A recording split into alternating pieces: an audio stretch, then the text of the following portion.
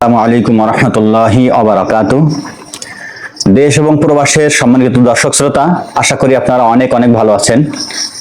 প্রিয় দর্শক, আমিও ভালো আছি আলহামদুলিল্লাহ। আজকে আপনারা যে ভিডিওটি দেখতে চলেছেন, ভিডিওটি অনেক গুরুত্বপূর্ণ হতে চলেছে।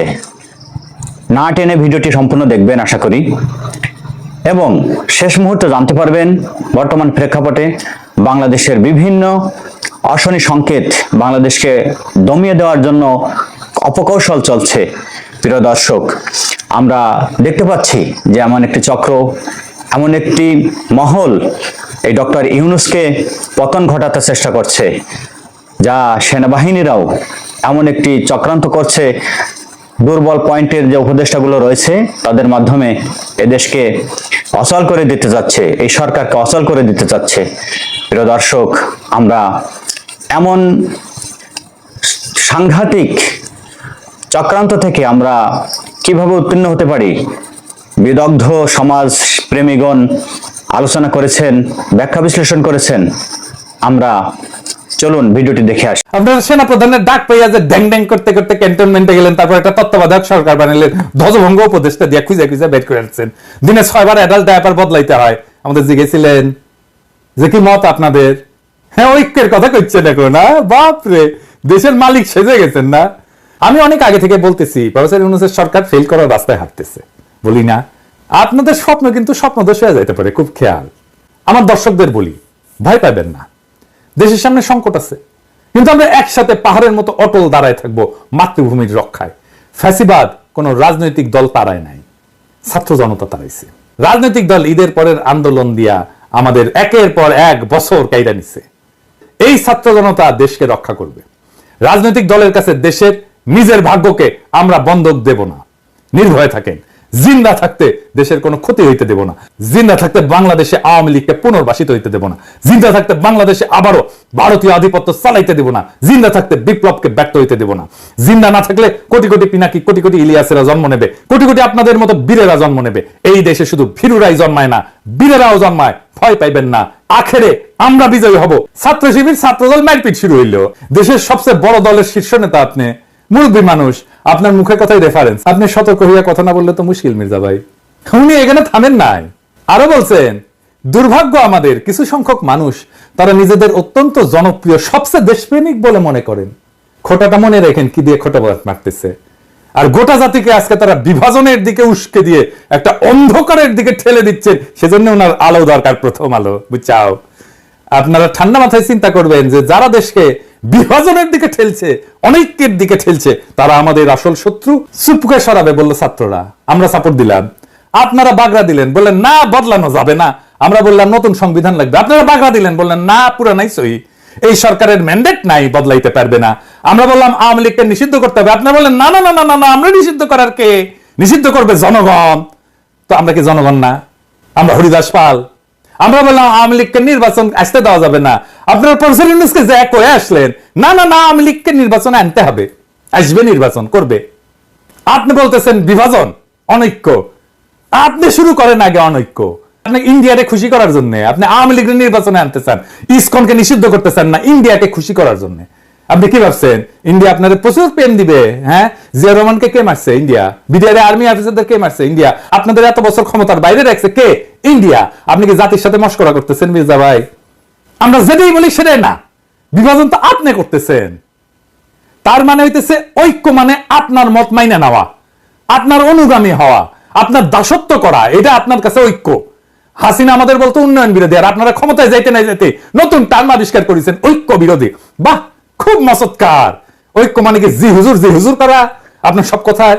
আমরা কি আপনার দলের কর্মী যে থাপ্পড় দিবেন সবার সামনে, আর আমরা বলবো আহা আহা কর্তা আমাকে থাপ্পড় মারিছে, দেখিস আমাকে কত আদর করে, বাপের মতো শাসন করে? এটা কম? আপনি কি আসলে প্রকাশ্যে কাউরে থাপ্পড় মারতে পারেন? না, পারেন না। কোন এথিক্যাল মডাল স্ট্যান্ডার্ডে আপনি পারেন না। আপনারা গান্ধী বইলা ট্রল করতো পাবলিকে, জানেন কিনা জানি না। আপনি থাপ্পড় মাইরা সে ট্রল করা বন্ধ করে দিলেন।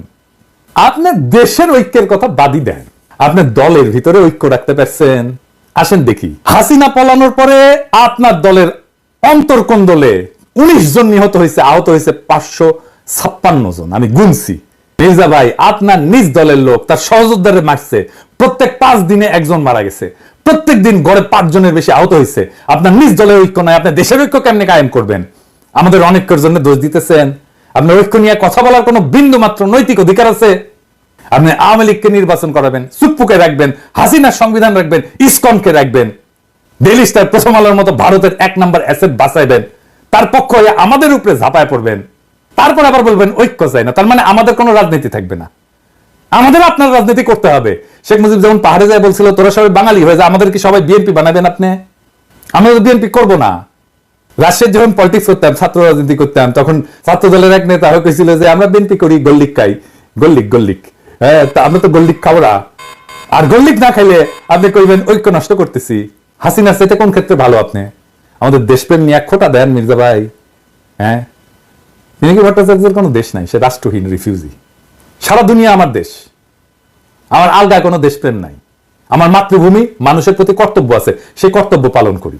আপনারা মন্ত্রী হবেন, সরকার বানাবেন, আমরা যে জায়গায় ছিলাম সেখানেই থাকবো। আর আমরা যদি আপনাদের মতো ক্ষমতার কাঙ্গাল হইতাম, তাইলে আপনাদের লাঠি ঝাঁটা খায়া হইলেও আপনাদের সাথে এখনো ঘষ্টাঘষ্টি করতাম। আপনারা ক্ষমতার অলিন্দে উঠতে যাইতেছেন, এমন মহেন্দ্রক্ষণে আপনাদের সাথে সম্পর্ক নষ্ট করতাম না। এই বান্দা মানুষের পক্ষে থাকবে, এই বান্দা ক্ষমতার student। আপনারা আপনাদের ঐতিহ্য ধরে রাখছেন। 1975-এর 15 আগস্টের নায়কদের ওন করেন নাই, তাদেরকে ফাঁসিতে যাইতে দিচ্ছেন, ছায়া ছায়া দেখছেন। দীর্ঘদিনের জোট সঙ্গী ইসলামী দল জামাতের হাত ছেড়ে দিচ্ছেন। 2013-র 5ই মে আপনাদের কথা ছিল না আপনারা মাঠে নামবেন, আলেমরা আপনাদের ভরসায় আইসা বেঘরে মারা গেল। কোনোদিন সরি বলছেন? আমাদের পিঠে ছুরি মারবেন, এটা নতুন কি? হ্যাঁ, আমরা কেউই নিজেদের জনপ্রিয় বলে মনে করি না। আমরা জনতার কণ্ঠস্বর, যে কণ্ঠস্বর আপনারা শুনতে চান না সেই কণ্ঠস্বর। জনতার নেতা বানায়, জনপ্রিয়তা জনতার কাছ থেকে আসে। যারা তার কাছাকাছি তারাই জনপ্রিয় হয়, তাদেরকেই পছন্দ করে, তাদেরকেই ভালোবাসে। আপনাদের তো আমাদের দরকার নাই। আমরা তো ক্যানন ফোডার, জানেন তো, খরচাযোগ্য। মানে জানেন ক্যানন ফোডার এই শব্দটার মানে? এটা একটা সামরিক পরিভাষা। এটা খুব অল্প ট্রেনিং পাওয়া সৈন্যদের ক্ষেত্রে বোঝানোর জন্য ব্যবহার করা হয়, যারা যুদ্ধে শত্রুর কামানের গোলার আঘাতে প্রথম সারিতে মারা যাওয়ার জন্য তাদেরকে পাঠানো হয়, মানে কামানের খাদ্য আর কি। এইটা সাধারণত সেই সৈন্যদের জন্য বলা হয় যারা সংখ্যায় বেশি, কম প্রশিক্ষিত বা কম গুরুত্বপূর্ণ। তাদেরকে কৌশলগতভাবে শত্রু আক্রমণ ঠেকানোর জন্য মূল বাহিনীকে সুরক্ষিত রাখতে ব্যবহার করা হয়। মূল বাহিনীর সামনে ক্যানন ফোডাররা থাকে, এবং আধুনিক সময়ে ক্যানন ফোডার শব্দটা রূপক অর্থে ব্যবহার করা হয়, যেখানে এমন লোকদেরকে বোঝায় যাদের সহজে খরচাযোগ্য মনে করা হয়। কোনো উচ্চতর লক্ষ্য অর্জনের জন্য তাদেরকে ব্যবহার করা হয়, তাদের জীবন বা মূল্যকে যথেষ্ট গুরুত্ব দেওয়া হয় না। যেমন আপনাদের আন্দোলন সংগ্রামে রক্ত দেওয়ার সময় মাদ্রাসার ছাত্রদের লাগে, গরিব মানুষদের লাগে, গরিব মানুষের পোলাদের লাগে। তারপরে যে ক্ষমতায় বসেন আপনারা এলিটেরা, ওরা ক্যানন ফোডার। আপনার ক্ষমতায় যাওয়ার সিঁড়ি। আপনাদের প্রথম আলো আছে, ডেইলি স্টার আছে, মোদির ভারত আছে, বাইডেনের আমেরিকা আছে। আমরা কোন হরিদাস পাল? আমরা সেই প্রথম সারির সৈনিক। আমরা নির্বাসনে থাকবো, আমরা মইরা গিয়া আপনার ক্ষমতায় যাওয়ার সিঁড়ি তৈরি করে দিব। রাত নাই দিন নাই অ্যাক্টিভিজম করব, তারপরে আমাদেরকে পিছে ছুরি মেয়েরা আপনারা তার উপর দিয়ে যে সিংহাসনে বসবেন। আপনাদের লজ্জা হইলে না নবাবের আমন্ত্রণে যে লড়াইয়ের সাথীদের বিরুদ্ধে কথা বলতে? নবাব মানে সংবাদপত্র মালিকদের সংগঠন, এর প্রেসিডেন্টকে জানেন? সেই দুর্বৃত্ত ব্যবসায়ী একা আজাদ। এডিটর সাহেব দেখান তার ভিডিও। প্রথমত আমি তোমাকে চাই, শেষ পর্যন্ত তোমাকে চাই, আবার দেখ। এর আমন্ত্রণে যে এক কথা বলে রাজনৈতিক দলের লোকেরা। নবাবের মিটিং এ তো আপনাদের যা প্রশ্ন করা উচিত ছিল যে ফ্যাসিবাদের সময় অধিকাংশ গণমাধ্যম মালিক খুনি হাসিনা সরকারের পক্ষ নিছে, এই বিষয়ে নবাবের বক্তব্য কি? আপনাদের তো প্রশ্ন করা উচিত ছিল হাসিনার দুঃশাসনে বন্ধ করে দেওয়া পত্র পত্রিকা টেলিভিশন চ্যানেলগুলোর ক্ষেত্রে তখন নবাবের ভূমিকা কি ছিল? আমার দেশ বন্ধ হয় নাই? সংগ্রামের সম্পাদককে তার অফিস থেকে টাইনে নিয়ে আসে মাইরা পুলিশের দেওয়া হয় নাই? কেন তারা এই নিয়ে প্রতিবাদ করে নাই? সেই নীরবতা ফ্যাসিস্ট সরকারকে সমর্থন জানানো না? দিগন্ত টেলিভিশন বন্ধ হয় নাই? বেশিরভাগ গণমাধ্যম মালিক সাংবাদিকতার পেশার সাথে সরাসরি জড়িত না, কিন্তু মালিক বইনে বসছেন। তারা বছরের পর বছর লোকসানের অজুহাত দেখায় সাংবাদিক এবং সংবাদকর্মীদের ন্যায্য মজুরি এবং প্রাপ্য সুবিধা থেকে বঞ্চিত করেন।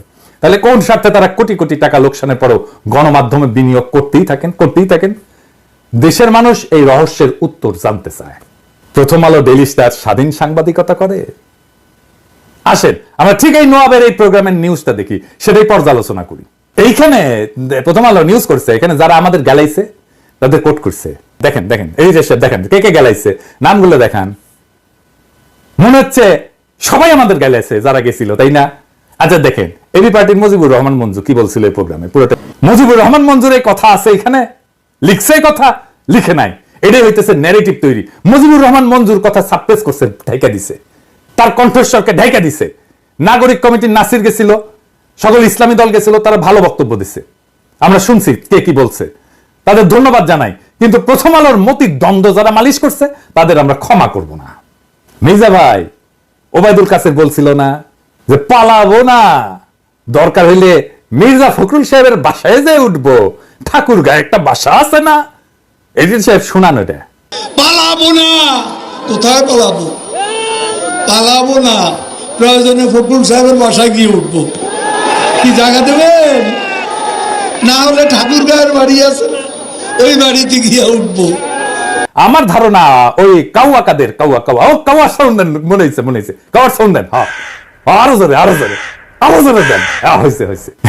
আমার ধারণা ওই কাউয়া মরিছে, মইরা ভূত হইছে, ভূত হইয়া মির্জা ফখরুলের কাদের চাপিছে, ওর বাসাত না ওর কাদের চাপিছে। মির্জা ফখরুল আর এক কাউয়া হচ্ছে।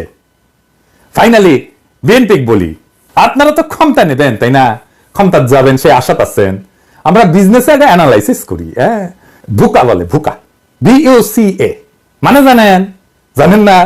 আচ্ছা ভুকা হইতেছে এটা একটা মডেল আর কি, হ্যাঁ সেটা হইতেছে যে যে কোনো প্রতিষ্ঠান বা যে কোনো কার্যক্রম পরিচালনার ক্ষেত্রটা অস্থিতিশীল এবং সবসময় জটিল পরিবেশের মধ্যে থাকে।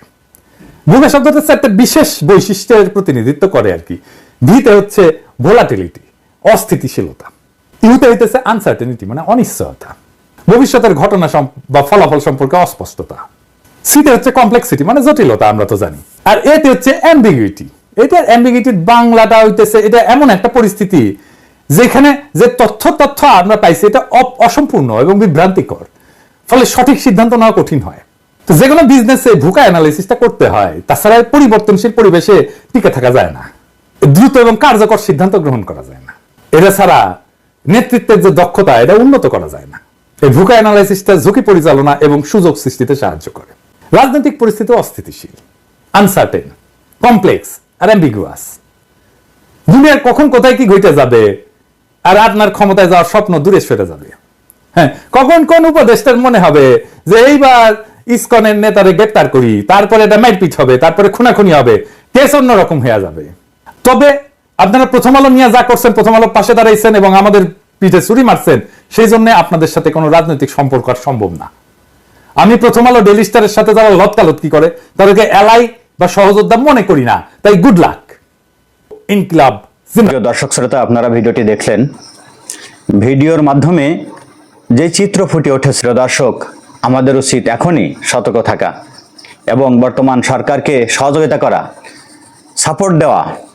এই অন্তর্বর্তীকালীন সরকার একটি যোগ্য সরকার। এই সরকারকে আমরা যদি সাপোর্ট দিতে পারি তাহলে তারা তাদের কাজকে আরও বেগবান করতে পারবে, তাদের কাঙ্ক্ষিত মানে এই দেশকে নিয়ে যেতে তারা সক্ষম হবে। প্রিয় দর্শক, আপনাদের দৃষ্টি আকর্ষণ করছি যে আজকের এই বাংলাদেশে আমরা যদি সচেতন না হই তাহলে আমাদের পর্যায়ক্রমে অনেক ঘাত প্রতিঘাত রয়েছে, যা উত্তীর্ণ হওয়া আমাদের জন্য কষ্টকর। প্রিয় দর্শক, আমার ভিডিওতে যদি আপনাদের মনোরঞ্জন দিয়ে থাকি, যদি ভালো লেগে থাকে তাহলে লাইক করবেন, শেয়ার করবেন। যদি নতুন হয়ে থাকেন চ্যানেলে তাহলে চ্যানেলটি সাবস্ক্রাইব করবেন। ধন্যবাদ।